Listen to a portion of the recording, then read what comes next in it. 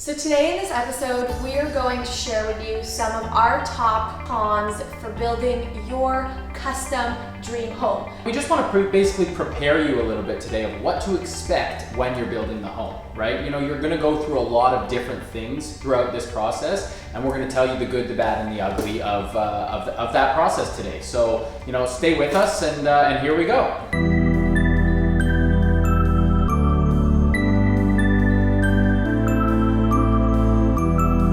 Just bear with us as we go through the cons first. Let's get the negatives out of the way. Yeah. But make sure you don't tune out before you get to listen to all the positives too, because I promise there's a light at the end of the tunnel. It gets better.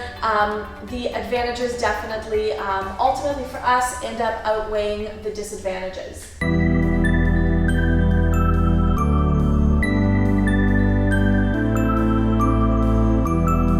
And the first con is that the process can be extremely long. So when you start this process, your first job is going to be to find a real estate agent and find a piece of land. Once you find the piece of land and actually purchase the land, it could be a year and a half, probably minimum, until you're sitting in your house. So a year, anywhere between a year and a half to two and a half years, you know, depending on how quick you are really at making decisions. You will either need to buy a piece of land that has no house on it, or like what we did, we bought in a street that's going through some gentrification. And did I get that word right? That's right. That's exactly I've been right. practicing that word. That's perfectly correct. Where it's on a street where you have some old houses. There used to be a really old bungalow here, and it was a tear down. It was basically an abandoned property, hadn't been lived in for 6 years, but I wouldn't even let anyone inside because it was so disgusting. And here's what it looks like today. So it was a pretty incredible transformation, but it was a very long process. Just think of all the steps. You first got to find the right place. You got to find an architect. You got to work with them. It usually takes several iterations to really build and think through how you want to design the house. You then have to go through this long, drawn-out process of getting city permits. We will be putting out a separate episode on what was the process like in terms of actually getting all the permits and getting everything before you put a shovel in the ground. So subscribe to our YouTube channel so that you could see that episode as well. But really, and then you gotta hire your builder. And you have to design every single square inch of this house. It's thousands of decisions. So with this house, it actually took us about 11 months from the time that we took possession of the house until we got all our ducks in a row to put the shovel in the ground. It still takes a while before you actually start building. And then from there, once we actually did the demo for this lot, it took us 13 months until we actually moved in. We'll see how long it will take us with a house across the street. We're hoping it will be much faster, but that's just to give you a sense of how long this process can take.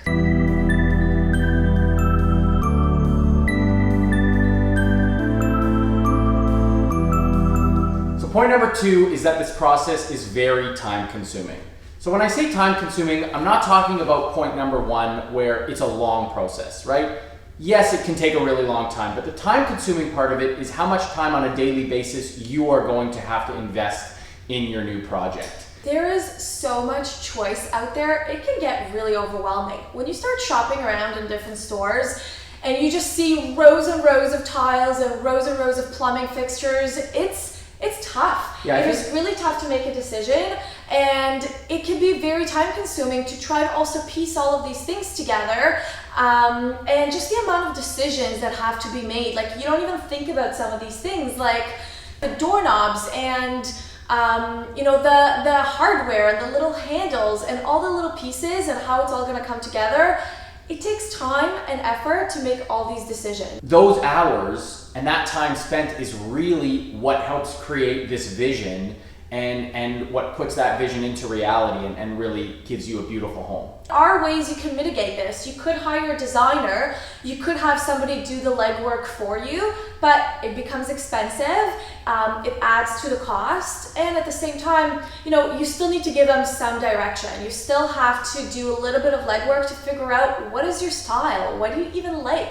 Just spending time on, you know, Pinterest or Houzz or just online, figuring out what kind of direction you want to go with in certain rooms and the overall look and feel of your house.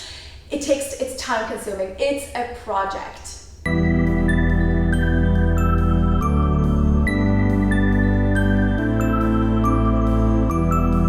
the next point is complex, unpredictable, and risky.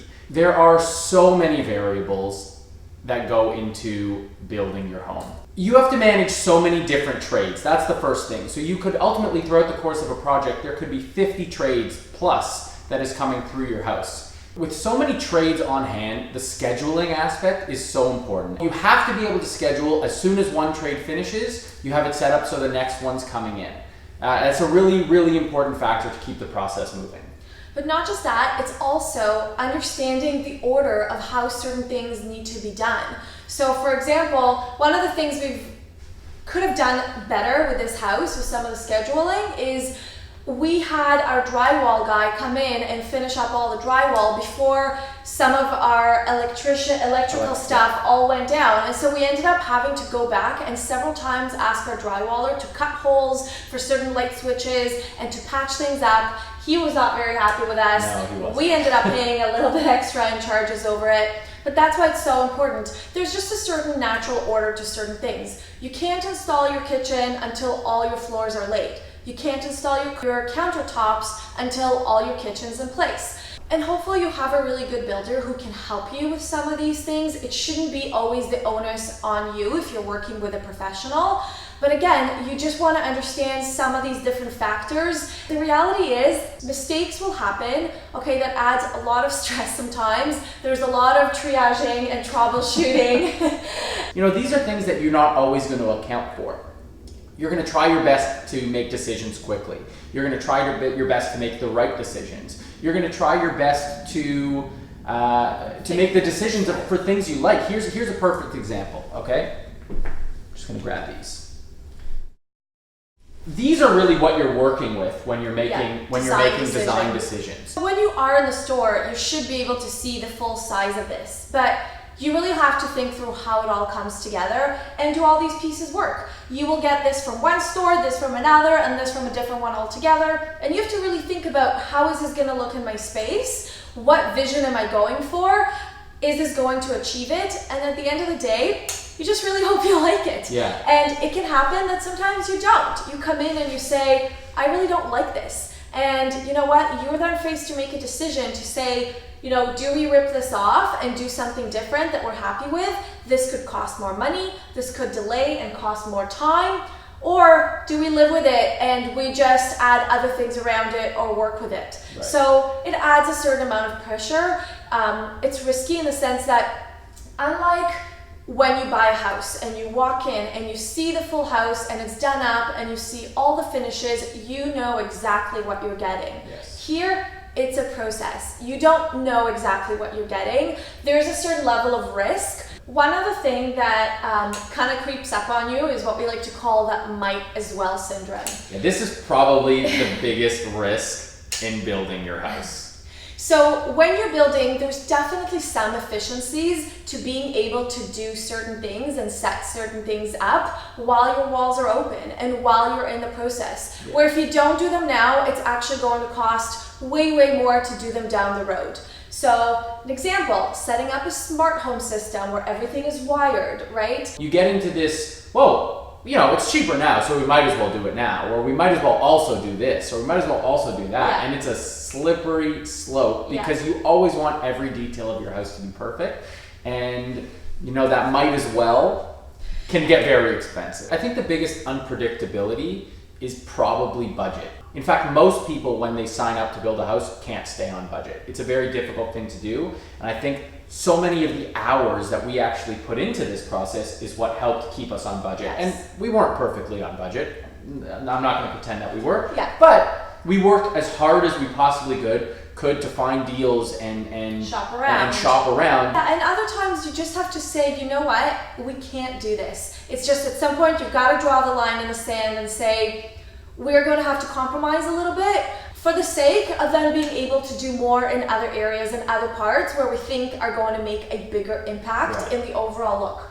At the end of the day, something you're going to have to remember is when you walk through your dream home that you have just built, you will never see the option B and option C that you didn't choose, Absolutely. right? Yeah. You're going to see everything that you chose and how it came together. So in the process, while you're going through it, sometimes it might feel like, oh, are we compromising too much? And we went through that. We went through that. Like, and at that point, you might feel a little bit defeated and you Yes. might say, oh, we're building a custom home and it feels like some of these things that we really love, we can't do. But at the end of the day, once you chose everything and once it's in your home, we loved everything so much. You will never again think about that dress you couldn't afford Right. or, you know, that tile you couldn't afford.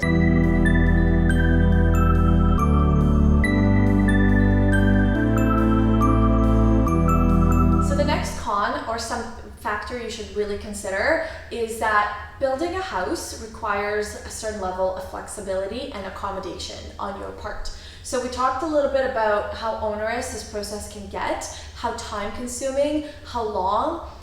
The reality is, from the second that you get possession of that land, you're likely paying a mortgage on it, which means that if you're living somewhere else, if you're in another house, you might end up being in a situation where you have 2 mortgages at the same time. It's a lot to take on. Yeah. Okay, alternatively, you know, you might have to move somewhere to a smaller place, relocate, and rent. So it just requires a lot of movement and a lot of accommodation, especially if you have kids, it makes it that much tougher. The other part too is maybe if you're lucky and you have some family that you could live with, they will take you in for the 1.5 or 2 that it takes. Yeah. But it's tough. You're gonna have to think this through. How are you going to be, where are you going to live while you're doing this build? And that's something that you're gonna need to be really flexible about. And you know what, you're gonna have to buckle down likely with some of your expenses. Yeah. You know, the costs are racking up quickly. You're paying interest on your loans or your mortgage, likely, while you're building this house, and you're spending a lot of money on things up front, potentially before you get to sell your other house to move into this one. So just something to keep in mind, you're gonna need to really manage that 1.5 or 2 years or however long it takes you during that process, and it might require some buckling down.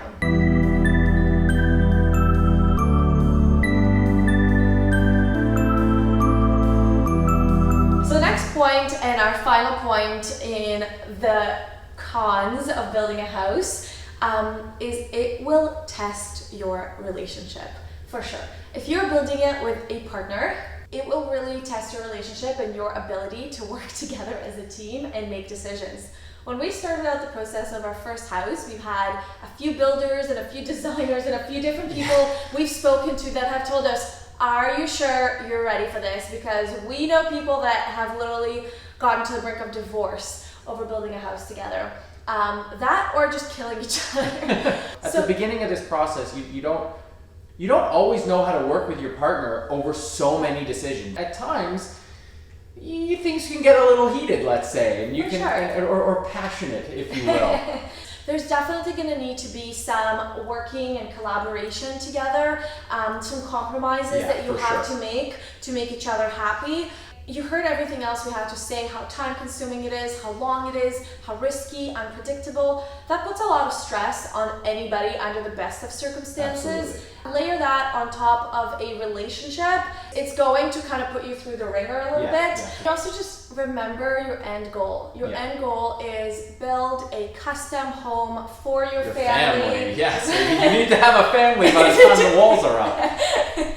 You know, so everybody's got the right intention and the right objective in mind. It's to build the best home that we can for our family, for our children or future children, and for our guests and for us. You want to build a happy home. You want to build a happy home, so you need to try to make it as happy of a process as you can, despite how challenging it will be. Good luck. If you haven't already done so, please subscribe so that you could keep getting content and great tips on everything there is to do in the process of building your own custom dream home.